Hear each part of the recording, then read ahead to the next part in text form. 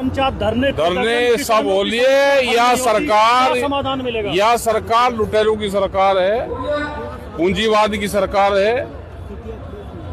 इसने इस देश पे कब्जा कर लिया लुटेरों ने। फिर ये संघर्ष होगा ऐसे ही, जैसा अभी देखिए अरावली पहाड़। नमस्कार दोस्तों, अनुपमा राज दंडोतिया वेलफेयर फाउंडेशन या आरडी न्यूज में आप सभी का स्वागत है। दोस्तों, आज हम एक बार फिर बात कर रहे हैं देश के लिए हिटलर की तरह मुसीबत बनी पूंजीपतियों की मोदी सरकार की, जो डबल इंजन के नाम पर कभी टैक्स तो कभी जांच एजेंसियों के नाम पर खुलेआम गुंडागर्दी करती हुई देखी जा रही है, जिसमें अब तो अरावली के पहाड़ भी शामिल हो गए, क्योंकि मोदी राज में सुप्रीम कोर्ट, हाई कोर्ट भी धृतराष्ट्र की भूमिका निभाते हुए देखे जा सकते हैं। दोस्तों, अरावली पहाड़ों के साथ विकास के नाम पर 13 वर्षों से जारी जमीन अधिग्रहण फर्जीवाड़े को लेकर लंबे वक्त से नाराज चल रहे किसानों का गुस्सा सोमवार मंगलवार को फूट पड़ा। दोस्तों, यमुना एक्सप्रेसवे के 0 पॉइंट पर बड़ी तादाद में किसान एकजुट हुए और अधिकारियों को साफ कह दिया कि अब वादों से काम नहीं चलेगा, अब हमें ठोस फैसला चाहिए। भारतीय किसान यूनियन की इस महापंचायत में 6 जिलों से किसान शामिल हुए। दोस्तों, सभी किसानों ने एक स्वर में मुआवजे और रोजगार से जुड़े मुद्दे उठाए। वहीं इस महापंचायत में राकेश टिकैत की मौजूदगी ने माहौल को और ज्यादा गर्मा दिया।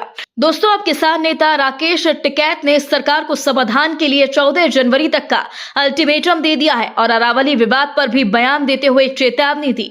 दोस्तों, आज बुद्धनगर, बुलंदशहर, अलीगढ़, हाथरस, मथुरा और आगरा जिले के किसान बड़ी तादाद में इकट्ठा हुए और किसानों की महापंचायत 5 घंटों तक चली।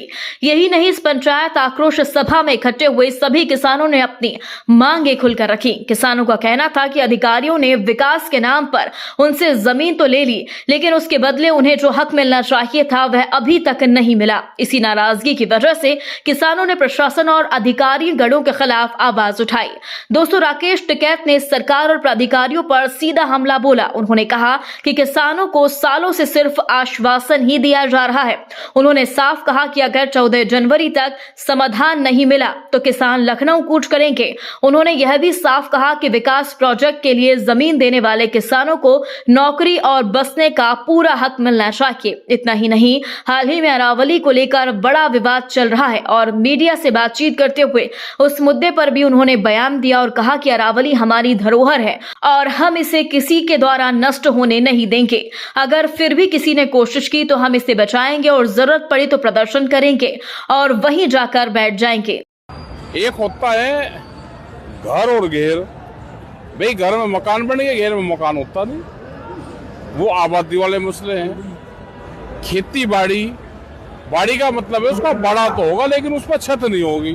वो पशु के लिए रहता है, भेड़ बकरियों के लिए रहता है, मुर्गी पालन का उस समय काम होता है, तो उसको ये आबादी नहीं मानते। तो आबादी निस्तारण का मामला है। ये 4-5 इशू है। सर, भारत का किसान आप पर बहुत भरोसा करता है, लेकिन पिछले कई साल से किसानों की महापंचायत धरने सब हो लिए या सरकार समाधान मिलेगा? या सरकार लुटेरों की सरकार है, पूंजीवाद की सरकार है। इसने इस देश पे कब्जा कर लिया लुटेरों ने। फिर ये संघर्ष होगा ऐसे ही, जैसा अभी देखिए अरावली पहाड़, उसकी भौगोलिक स्थिति क्या है, उसको ऑर्डर दे दिया कि भाई 100 मीटर से नीचे जो भी होगी वे सब कटिंग होगी उसकी। आप अगर देखोगे तो अरावली के पश्चिम साइड आपको रेत के टिब्बे मिलेंगे। वो रेत वो है जब राजस्थान से उड़काता है तो अरावली उसको रोकती है और हमारे इधर शुद्ध हवा भेजती है। लेकिन कौन तो ये फैसले करवा रहा भाई, कौन कागज पत्र दे रहा? क्या आंदोलन नहीं होंगे? सर, एयरपोर्ट में नौकरी का मामला जो है 5.5 लाख में आ गया है।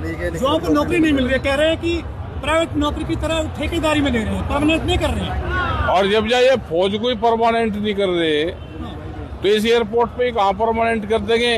और इस नौकरी के लिए अभी लाइन लगेगी। यहाँ पे यंग के नहीं करेंगे इसे तो दूसरे वाले कर लेंगे। तो अब तो भाई भाग दे भूत की लंगोटी, जिसे जो मिल जा उसे पकड़ लो, कर लो, हल्ले को, भूत को भी मत जाने दो।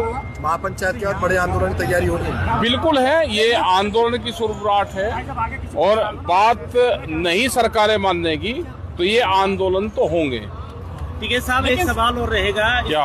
पंचायत में क्या रहेगा? यमुना एक्सप्रेसवे से प्रभावित जो किसान थे 64.7% का जो मुद्दा हो चाहे और अन्य मुद्दे हों उसको लेके है या कौन कौन से प्रोजेक्ट ये 64 वाले भी हैं और आगरा तक जिन किसानों की भी जमीन ने जाएगी हाँ। वे सब किसान इसमें हैं, मुद्दे सभी के ही हैं। हाँ। वो किसान यहाँ पे आ रहा या नहीं आ रहा हाँ। अब कह लीजिए आगरे की भीड़ नहीं है लेकिन आगरे का प्रतिनिधित्व यहाँ पे होगा हाँ। मथुरा का होगा, यहाँ हाथरस का मिलेगा, अलीगढ़ का मिलेगा, बुलंदशहर के मिलेंगे। यहाँ पे जो लोग भी प्रभावित होंगे वे सब लोग यहाँ पे मिलेंगे। 50 साल का नोएडा। दोस्तों इस पूरी खबर पर आप अपनी राय जरूर दें। यदि आपने अभी तक हमारे चैनल को सब्सक्राइब नहीं किया तो प्लीज बेल आइकन दबाकर अभी हमारे चैनल को सब्सक्राइब करें।